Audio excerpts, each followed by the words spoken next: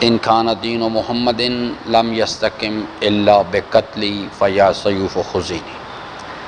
عزیزان محترم، حضرت کے اس ارشاد گرامی کی روشنی میں ہم اپنی بات کر رہے تھے کہ مقصد کربلا جو ہے وہ غلبہ دین ہے، کہ دین کو غالب کیا جائے۔ میں نے اس کی حوالے سے وضاحت کی کہ ہمیں دو چیزیں اچھی طرح سمجھ آنی چاہیے، خود دین کیا چیز ہے اور پھر غلبہ دین سے کیا مراد ہے، اور قرآن کریم اس مسئلے پر کیا تبصرہ کرتا ہے، اور خود ائمہ علیہم السلام کے ارشادات کی روشنی میں غلبہ دین سے کیا مراد ہے۔ کیونکہ یہ عزاداری سید الشہداء جو ہے یہ اصل میں اسی تحریک کا ایک تسلسل ہے، اور یہ فکری طور پر انحراف میں چلی گئی ہوئی اس وقت، یعنی موومنٹ جو ہے وہ فکری طور پر ٹریک سے اتر گئی ہے۔ یعنی اس عزاداری کا مقصد خود عزاداری ہے، جلوس ہے، مجلس ہے۔ اس عزاداری جو اس وقت یعنی ہو رہی ہے، یعنی بر صغیر میں بالخصوص، اس کا مقصد غلبہ دین نہیں ہے۔ اس کا مقصد ہے کہ جس چیز کو ہم عزاداری کہتے ہیں، ہم چند ایک مراسم ہیں عزاداری کے، جلوس ہے، مجلس ہے، یا اس کے ساتھ جو مربوط اشیاء ہیں، ہم اس کو عزاداری سمجھتے ہیں، حالانکہ یہ عزاداری نہیں، عزاداری ایک پلیٹ فارم ہے، اس پر یہ مراسم عزاداری ہیں۔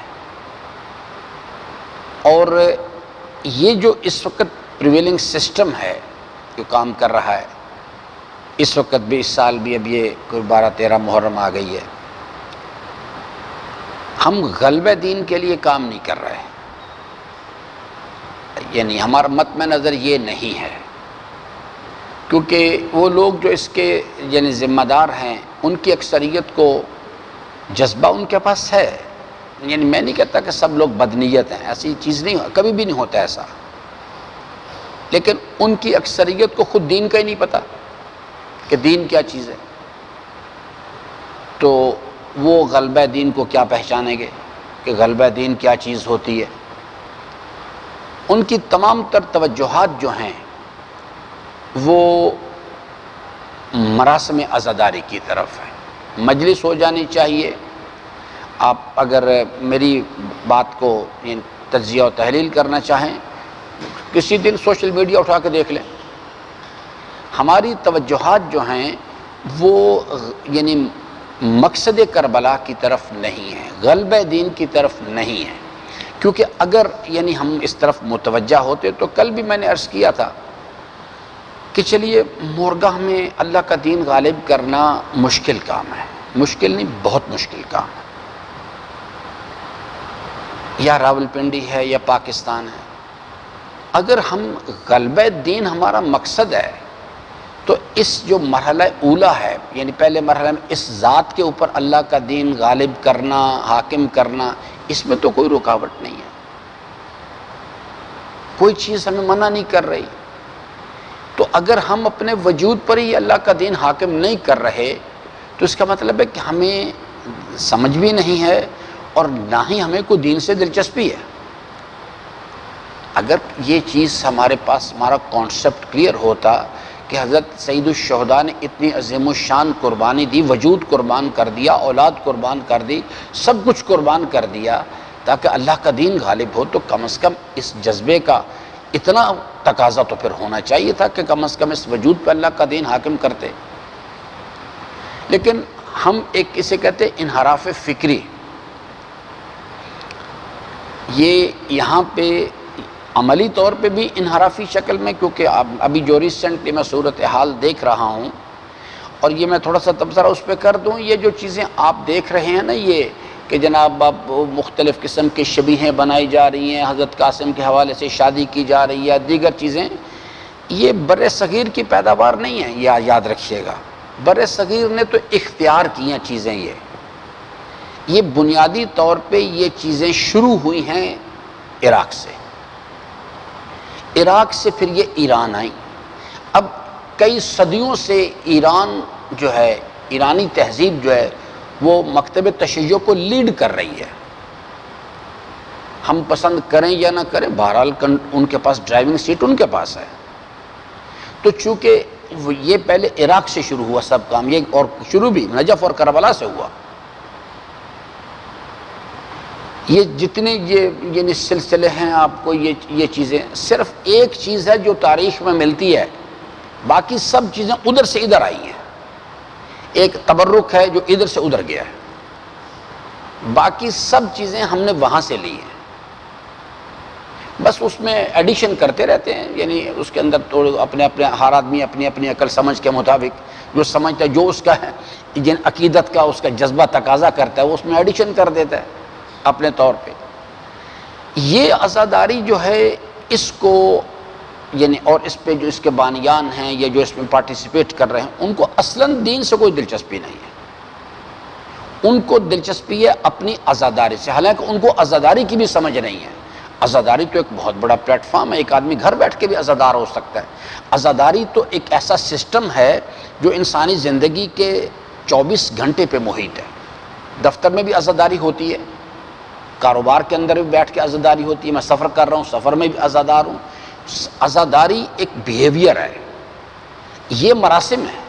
ہم نے ان مراسم کو عزاداری سمجھ لیا ہے اور ہم اکارڈنگلی اس کی طرف متوجہ ہیں. ہم چاہتے ہیں ہماری تمام تر توجہات اس نقطے پر ہیں کہ ہماری مجلس ہو، یہ ہو جیسے اہل پنجاب کہتے ہیں نا، مجلس لگ گئی، یعنی بس مطمئن مجلس ٹھیک ہو گئی.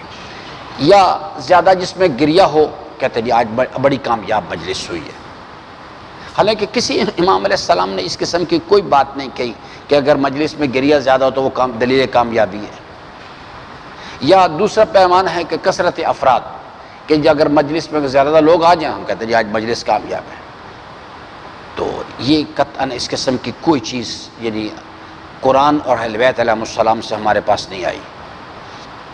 لیکن یہ جو چیز ہے، سب سے پہلی چیز ہے کہ انسان اگر ہم نے کربلا کو سمجھنا ہے نا، تو عزیزان سب سے پہلے دین سمجھے. دین کیا چیز ہے؟ غلبہ دین جو مقصد کربلا ہے، جو آبجیکٹو ہے اس کا، وہ تو جب سمجھ آئے گا کہ جب ہمیں پہلے دین تو سمجھ آئے. کیونکہ غلبہ دین کا جو پروجیکٹ ہے یہ 2 مراحل پر مشتمل ہے. پہلے مرحلے میں میں نے اپنی ذات کے اندر اس اندرون کی جو کربلا ہے، اس میں جو شیطانی قوتیں، یزیدی قوتیں، جو بھی نام دے لیں آپ انہیں، ان کو شکست دینی ہے. اور دوسرے مرحلے میں جس زمانے میں اللہ نے مجھے پیدا کیا، آپ کو پیدا کیا، جس علاقے میں، اب جیسے مثال کے طور پہ ایک آدمی ہے، وہ اللہ تعالیٰ نے اس کو مورگاہ میں پیدا کیا، تو آسٹریلیا کی سرزمین پر اللہ کا دین غالب کرنا اس کی ذمہ داری نہیں ہے. اس کی ذمہ داری یہ جگہ ہے جتنی اس کی کسی کی وسعت امکان ہے. اور غلبہ دین کا جو کام ہے یہ بھی کوئی آپشنل سبجیکٹ نہیں ہے. یعنی اگر اللہ تعالیٰ نے 2021 کے زمانے میں ہمیں یہاں پیدا کیا ہے، یہاں لا کے رکھا ہے، یہاں مہلت دی ہے اس جگہ پہ، تو اپنی ذات میں اللہ کا دین حاکم کرنے کے ساتھ ساتھ اس سرزمین پر اللہ کا دین حاکم کرنا ہماری ذمہ داری ہے. ہم یہ نہیں کہہ سکتے کہ میرا اس کے ساتھ کوئی تعلق نہیں ہے. جتنی وسعت امکان میرے پاس ہے اس کے مطابق اپنا رول پلے کرنا، کونوا مع الصادقین کے حکم پر عمل کرنا، یہ میری ذمہ داری. میں نہیں کروں گا تو میں پکڑا جاؤں گا بری طرح سے. میں نے وہی کام کرنا ہے اس ڈومین کے اندر اپنی صلاحیت کے مطابق جو سید الشہداء نے فرمایا تھا کہ آپریشنل اسٹریٹجی کیا ہے کربلا کی؟ ارید ان آمر بالمعروف وانہی عن المنکر. یہ میں نے یہاں کرنا ہے. اگر میں نہیں کروں گا تو نہ صرف یہ کہ میرے لیے مسائل پیدا ہو جائیں گے، بلکہ حضرت کے امیر المومنین علیہ السلام کے ارشاد گرامی کے مطابق میرے بقیہ اعمال جو ہیں،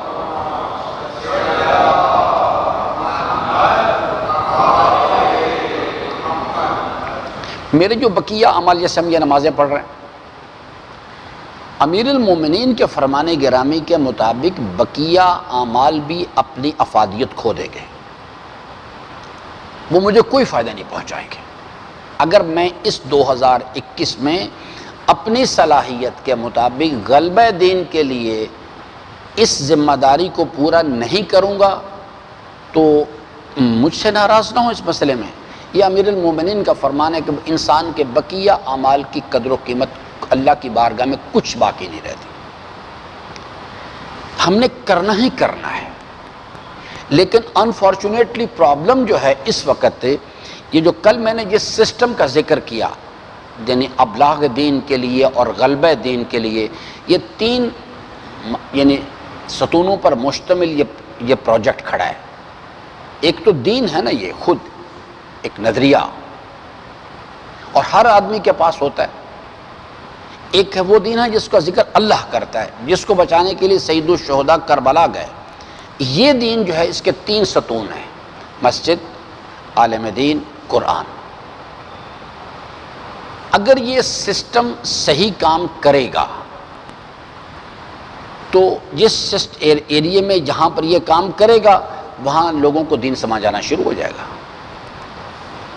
اور جہاں یہ کام نہیں کرے گا وہاں دین وہ دین جو ہے جس کا ذکر اللہ تعالیٰ نے کیا وہ نہیں ہوگا، دین ہوگا لیکن آباء و اجداد والا۔ یہ نہیں کہ دین، انسانی معاشرے دین کے بغیر نہیں رہ سکتے، بالکل بھی امکان ہی نہیں کہ ان کو اس کے بغیر چھوڑ دیا جائے۔ جو خرابی اختلاف ہے وہ یہ ہے کہ اللہ تبارک و تعالیٰ کا جو فرمان ہے کہ اللہ کی بارگاہ میں قابل قبول دین صرف اسلام ہے، اگر یہ سسٹم کام کرے گا تو پھر دین کا ابلاغ بھی ہوگا، اور اگر یہ سسٹم کام نہیں کر جو اس وقت 2021 میں پاکستان میں کام نہیں کر رہا، اور میں نے کل گفتگو میں عرض کیا تھا کہ یاد رکھیں کہ یہ نہیں ہوگا کہ اگر فار ایگزامپل ہم نے ایک مسجد بنا دی، وہ اکارڈنگلی جو مسجد نبوی کا پیٹرن ہے اس پہ کام نہیں کر رہی، تو یہ نہیں ہوگا کہ پھر وہ نیگیٹو کام کرے گی۔ آپ اس کو یہ نہیں کہہ سکتے کہ پھر وہ جو بھی کریں گے، جب اس پیٹرن کو چھوڑیں گے نا، جو بھی کریں گے اسلام کو نقصان پہنچے گا، اس سے اللہ کا دین کو اس سے ضرر پہنچے گا، اس چیز سے، چاہے وہ مسجد ہو، چاہے وہ امام بارگاہ ہو، چاہے وہ دینی مدرسہ ہو، اور چاہے وہ کوئی اسلامک سینٹر ہو۔ اگر وہ چیز جو ہے وہ مسجد نبوی کی شبیہ نہیں بنے گی تو پھر وہ مسجد ضرار کی شبیہ تو بنے گی۔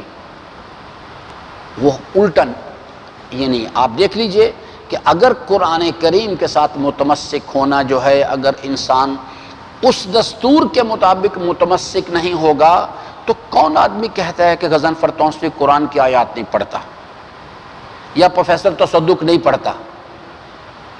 وہی قرآن جو ہے، جو معاشرہ قرآن کریم سے صحیح طور پہ متمسک نہیں ہوتا، وہ جب پروفیسر تصدق کے ذریعے سے قرآن سے رابطہ کرتے ہیں تو ان کو وہی قرآن تباہ کر کے رکھ دیتا ہے، کیونکہ یہ قانون اللہ تعالیٰ نے اپنے کلام میں بیان کیا ہے کہ شفاء و رحمہ للمومنین ولا یزید الظالمین الا خسارہ۔ یہ قرآن تو یہ دو دھاری تلوار ہے۔ اگر ایک انسان جو ہے وہ مومن ہے قرآنی اصطلاح کے مطابق اور وہ قرآنی دستور کے مطابق قرآن سے رابطہ، قرآن اسے فائدہ پہنچائے گا۔ لیکن اگر وہ شخص جو ہے قرآن، کون کہتا ہے کہ پروفیسر تصدق جو ہے، اس سے پہلے بھی ایک آدمی تھا پروفیسر عبدالحکیم، میں خود ایک دن اس کے مجلس سننے کے لیے چلا گیا، مجھے لے گئے برادران یہاں سے، میں آدھی مجلس میں اٹھ کے آ گیا۔ وہ جس طرح سے وہ قرآن کریم کے ساتھ کھیل رہا تھا، جس طرح سے قرآن کی توہین کر رہا تھا۔ ایک ہوتا ہے مجلس کے اندر اس قسم کی بات، ایک انسان ہے جو اپنے کردار میں اب قرآن کریم کے احکامات کو احترام نہیں کرتا، ان کو اختیار نہیں کرتا۔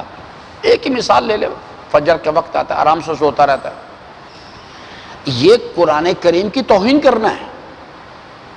ہم ہزار کہیں کہ میں توہین نہیں کر رہا، جب ہم قرآن کے احکامات جو ہیں ان کو اپنے کردار سے اس کی نفی کرتے ہیں، ہم قرآن کی توہین کرتے ہیں۔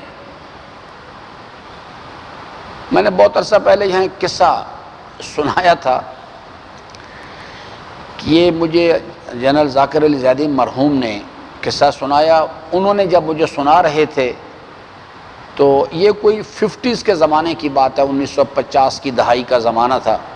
تو وہ بتا رہے تھے کہ میں جب لیفٹیننٹ کرنل تھا تو اس وقت ہمارا ایک کمانڈر ہوا کرتا تھا، ایک بریگیڈیئر کوئی، وہ ریٹائر ہوا۔ تو جب ریٹائرمنٹ پہ اس کو فیئر ویل کا پروگرام، اس کو دعوت اس کے لیے ارینج کی گئی، تو اس نے اپنی زندگی کے یعنی تجربات شیئر کیے۔ ان میں سے ایک چیز انہوں نے مجھے بھی سنائی۔ وہ کہنے لگے کہ اس بریگیڈیئر نے بتایا کہ میں جب میجر تھا تو اس وقت ایک کورس آیا اور مجھے امریکہ بھیج دیا گیا کورس کے لیے۔ کہتے میں امریکہ چلا گیا، وہاں یعنی میجر رینک کے جو آفیسرز تھے، دنیا کے مختلف ممالک سے آفیسرز آئے ہوئے تھے، ان کی ایک گیدرنگ تھی، اس میں امریکنز بھی تھے۔ ان کا ایک ٹریننگ پروگرام تو کچھ چند مہینے کا۔ کہتے ایک امریکن میجر کے ساتھ میرا کچھ ہیلو آئی ہو گئی، اس گپ شپ ہو گئی اس کے ساتھ، اور ایک ویکینڈ پہ سنڈے کو میں بغیر ٹائم طے کیے ہوئے اس کے گھر چلا گیا۔ جب میں وہاں پہنچا تو وہ آگے دروازہ بند تھا۔ تو کہنے لگے کہ میں نے ایک چٹ لکھی، اپنا نام لکھا کہ میں آیا تھا آپ سے ملنے کے لیے، اور میں معذرت خواہ ہوں کہ بغیر ٹائم طے کیا آ گیا، لیکن آپ سے ملاقات نہیں تو دوبارہ انشاءاللہ ملیں گے۔ کہتے اگلے دن پھر وہ جب کلاس تھی وہ آیا، وہ بھی آیا، میں بھی گیا، وہاں پہ ملاقات ہوئی۔ تو اس نے معذرت کی، اس نے کہا بھی میں بہت معذرت خواہ ہوں کیونکہ آپ بغیر ٹائم طے کیا آ گئے تھے، تو اس واسطے میں اصل میں چرچ گیا ہوا تھا، سنڈے کو میں چرچ جاتا ہوں اس ٹائم پہ، ہماری ایک عبادت ہوتی ہے تو اس کے لیے۔ تو کہتا اس نے مجھ سے پوچھا کہ آپ مسلمان لوگ بھی کوئی اپنی عبادت وغیرہ کرتے ہیں؟ تو کہتا میں بڑا شرمندہ ہوا۔ کہتا میں نے اس کو کہا کہ ہاں ہم لوگ بھی یعنی کرتے ہیں، یعنی ہمارے ہاں آپ چرچ جاتے ہیں، ہم مسجد جاتے ہیں، لیکن میں ایک لبرل مسلمان ہوں، میں کبھی چلا جاتا ہوں اور کبھی نہیں جاتا۔ اور اسی طرح سے شراب کا بھی ذکر آیا، اس نے کہا میں کبھی پی لیتا ہوں اور کبھی۔ کہتا ہے مجھے اسلام اس امریکن میجر نے سکھایا۔ اس نے کہا مسٹر خان یہ تم کس قسم کی باتیں کر رہے ہو کہ آئی ایم اے لبرل مسلم؟ اس نے کہا لبرل مسلمان کون ہوتا ہے؟ آئدر یو آر اے مسلم اور یو آر ناٹ اے مسلم، درمیانی راستہ تو ہے ہی کوئی نہیں ہے، یا تو تم مسلمان ہو یا نہیں ہو، اس لیے کہ اسلام تو ایک دستور حیات ہے، یا تو تم اس کے قواعد و ضوابط کی پابندی کرو گے تو تم مسلمان ہو، نہیں کرو گے تو تم مسلمان نہیں ہو۔ یہ میرے عزیزان اصل جوہری مسئلہ ہے۔ یہ سسٹم جو ہے اتنا خراب ہو چکا ہوا ہے کہ یہ جس کو جو میں نے عرض کیا کہ مسجد ہے یا اس کے ساتھ اٹیچمنٹس میں نے بتائی ہیں، یا عالم دین ہے اور یہ قرآن کریم ہے، یہ سسٹم اتنا ڈسٹارٹڈ ہے اس وقت کہ یعنی انہوں نے دوسرے لوگوں کو کیا ابلاغ کرنا تھا، یہ اپنے لوگوں کو آج تک نہیں سمجھا پا رہے کہ اللہ کا دین کیا ہوتا ہے۔ یہ ادر وے راؤنڈ بلکہ یہ سسٹم کام کر رہا ہے، یہ ادر وے راؤنڈ تباہ کر رہا ہے سسٹم، پورے جو نظریہ اس کو تباہ کر رہا ہے۔ تو میں آج صرف آپ کی خدمت میں، کیونکہ یہ چیز جو ہے غلبہ دین کا جو پروگرام ہے، اس پر تفصیل سے اگر موقع ملا تو کروں گا بات میں۔ کوئی آدمی بھی اپنا سسٹم بنا کے دین غالب نہیں کر سکتا ہے، یہ اللہ کا پروگرام ہے، اللہ نے جو سسٹم دیا ہے وہ سسٹم کام کرے گا تو نتیجہ برآمد ہو جائے گا۔ وہ سسٹم ہم کہیں کہ جناب ہم اللہ کا سسٹم اٹھا کے ایک طرف رکھ دیں اور ہم کوئی نئی چیز بنا لیں تو نہیں ہو سکے گا کبھی بھی کا۔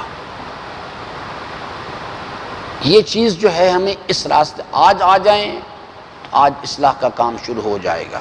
آپ دیکھ لیجئے کہ ہمارے سامنے اس وقت، یہ کوئی پرانی باتیں میں نہیں کر رہا، ہمارے سامنے حزب اللہ لبنان کے مثال موجود ہے، جائیے جا کے ان کو اسٹڈی کر لیں، دیکھیں ان کا پاور پوائنٹ کیا ہے۔ غلبہ دین کے لیے ذات پہ اگر ہم نے دین غالب کرنا ہے نا، تو ایک راستہ قرآن بتاتا ہے، تقویٰ، بس، نو وے ان بٹوین، باقی سب باتیں، میں سر پہ امامہ رکھ لوں، کچھ کر لوں، نجف چلا جاؤں، کم چلا جاؤں، اگر تقویٰ کی صلاحیت اور اس کے نتیجے میں تزکیہ میرے پاس نہیں ہے تو میں اس وجود پر اللہ کا دین غالب نہیں کر سکتا، ممکن نہیں۔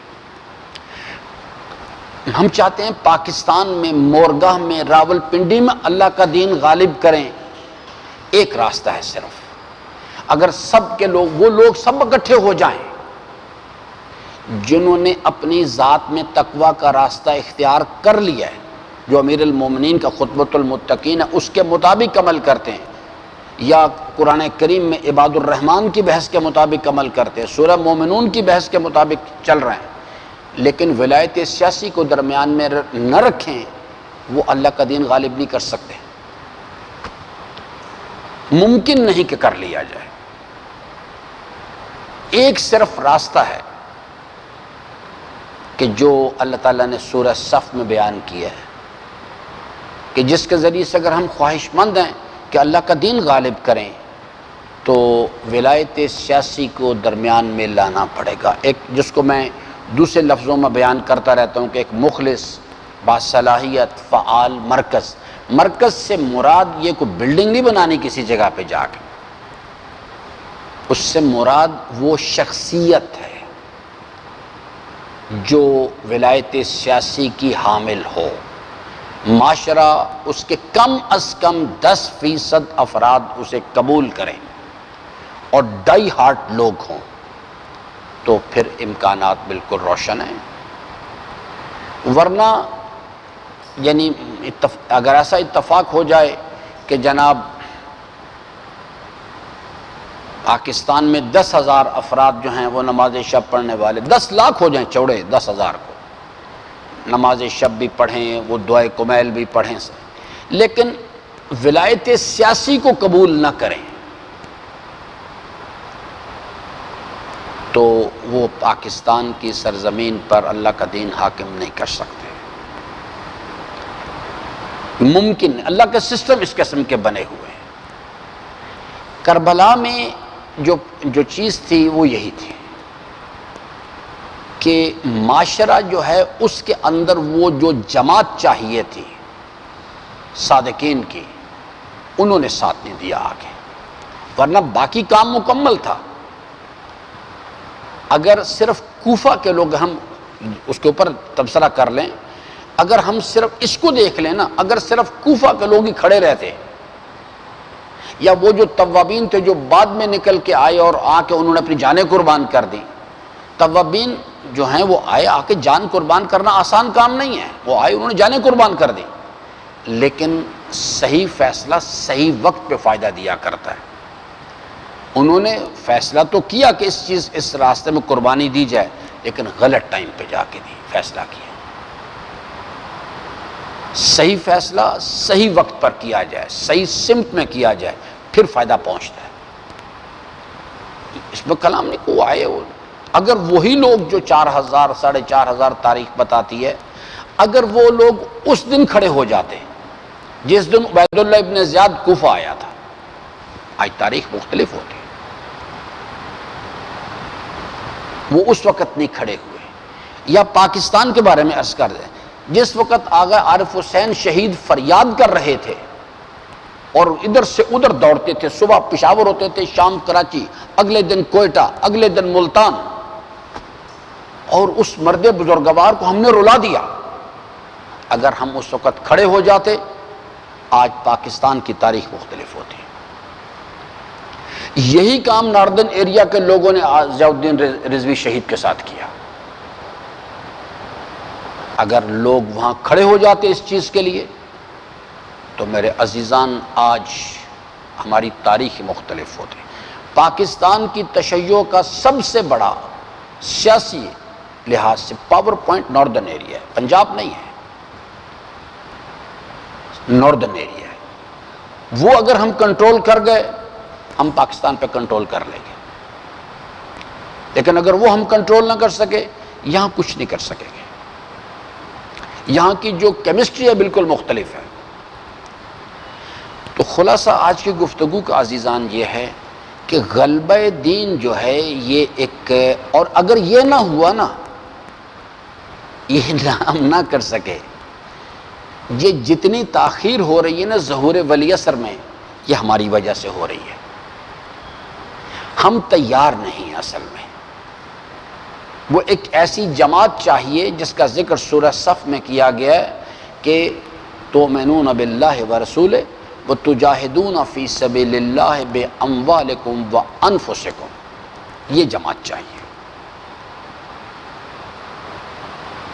بے شک 17 رکعت نماز پڑھیں، لیکن وہ اپنے مالوں سے اور اپنی جانوں سے جہاد کرنے والے لوگ، جہاد فی سبیل اللہ کے لوگ چاہیے۔ تو یہ میرے عزیزان دو پہلو پر یہ ہے۔ غلبہ دین کا پروگرام جو ہے یہ الہی پروگرام ہے۔ سید الشہداء تشریف لائے، انہوں نے ایک عظیم الشان قربانی دی اور نسل آدم کے لیے صبح قیامت تک ایک خط کھینچا اور سب کو یعنی سمجھایا کہ دیکھو اللہ کے دین کی بالادستی کا راستہ شہادت سے گزرتا ہے۔ یہ جو میں جہاد فی سبیل اللہ کی بات کرتا ہوں، کبھی زحمت فرمائیں امیر المومنین کا خطبہ پڑھیں ذرا جہاد کے مسئلے پہ۔ نہج البلاغہ کا بڑا مشہور و معروف خطبہ یہ ہے۔ حضرت فرماتے ہیں اس کے اندر اسی جہاد کا جس کا سورہ صف میں ذکر کیا گیا ہے، ان الجہاد باب من ابواب الجنہ، جہاد فی سبیل اللہ جو ہے یہ جنت کے دروازوں میں سے ایک دروازہ ہے۔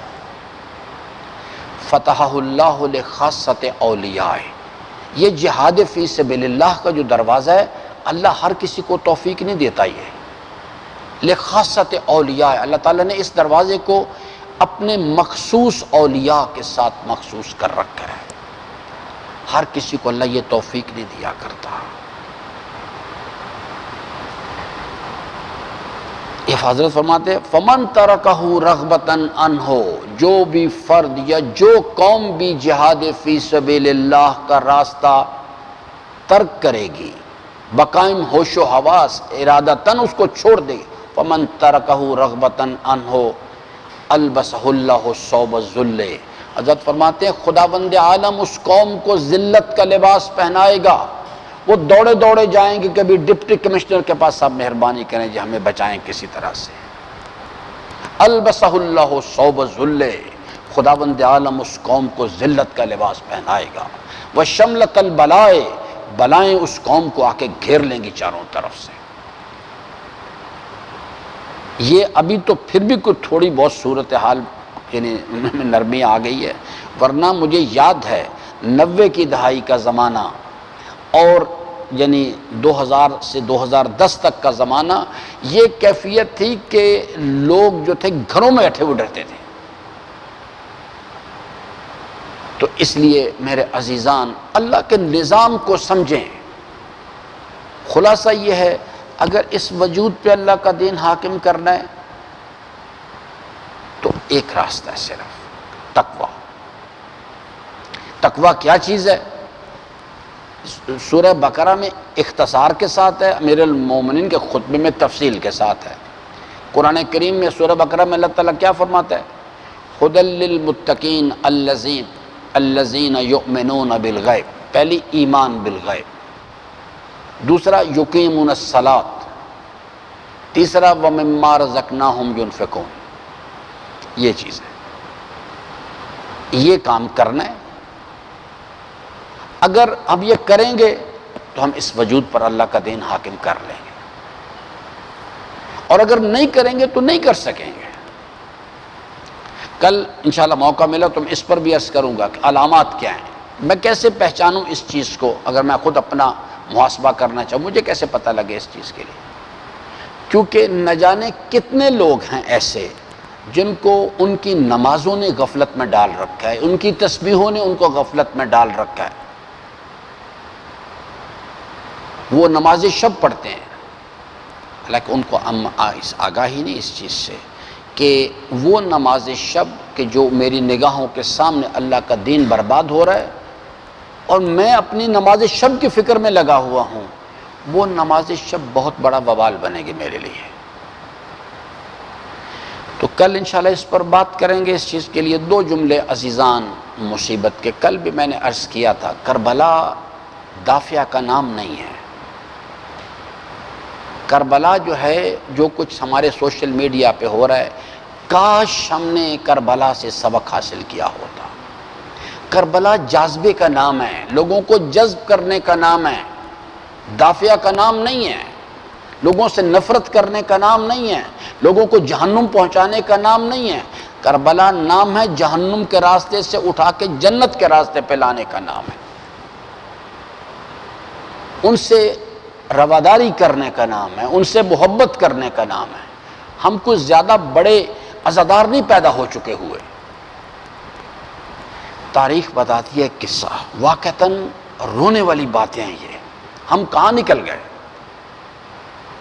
روایت میں ہے کہ لشکر یزید میں ایک شخص تھا حسین ابن نمیر، یہ حضرت علی اکبر کا قاتل تھا جس نے برچی ماری تھی انہیں۔ امام زین العابدین علیہ السلام کو پتہ تھا اور وہ پہچانتے بھی تھے اسے۔ تاریخ بتاتی ہے کہ جب امام علیہ السلام مدینہ آ چکے تھے، مدینہ کے بستی سے باہر تھوڑے سے فاصلے پر امام علیہ السلام کا ایک باغ تھا۔ مجھے بھی اللہ نے توفیق دی، میں گیا تھا وہاں پہ۔ حضرت اپنے باغ میں تشریف فرما تھے، عبداللہ ابن زبیر کی فوج ان لوگوں کے پیچھے لگی ہوئی تھی۔ اس وقت مختار ثقفی کی شہادت ہو چکی تھی اور وہ ان کو تلاش کرتے پھر رہے تھے۔ حسین بن نمیر جو ہے، یہ اس عبداللہ ابن زبیر کی فوج سے جان بچاتا ہوا یہ مدینہ کے نواح کی طرف آیا اور اتفاق سے اس باغ میں داخل ہو گیا جہاں امام علیہ السلام بیٹھے ہوئے تھے۔ تو حضرت نے دور سے دیکھا کہ کوئی شخص باغ میں داخل ہوا ہے، تو امام علیہ السلام نے اپنے غلام سے کہا جاؤ اس کو دیکھو، کچھ مسافر آیا ہے کوئی، اس کو لے کے آؤ۔ تو وہ غلام گیا، جا کے اس کو لے آیا۔ اب امام علیہ السلام نے بھی دیکھا، اب یہاں سے سمجھے حسینیت کیا چیز ہے۔ امام نے اس کو دیکھا، اس کو پہچان لیا، اس نے بھی دیکھا امام علیہ السلام کو، اس نے بھی پہچان لیا، لیکن امام نے اظہار نہیں ہونے دیا کہ میں نے تمہیں پہچان لیا، اور فرمایا کہ آپ مسافر محسوس ہوتے ہیں، آپ میرے ساتھ گھر چلیں، آرام کریں۔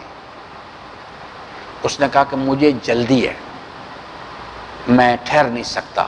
تو امام علیہ السلام نے غلام سے کہا کہ جو کچھ ما حضر ہے اس کے سامنے پیش کرو۔ اس کو کھانا کھلایا۔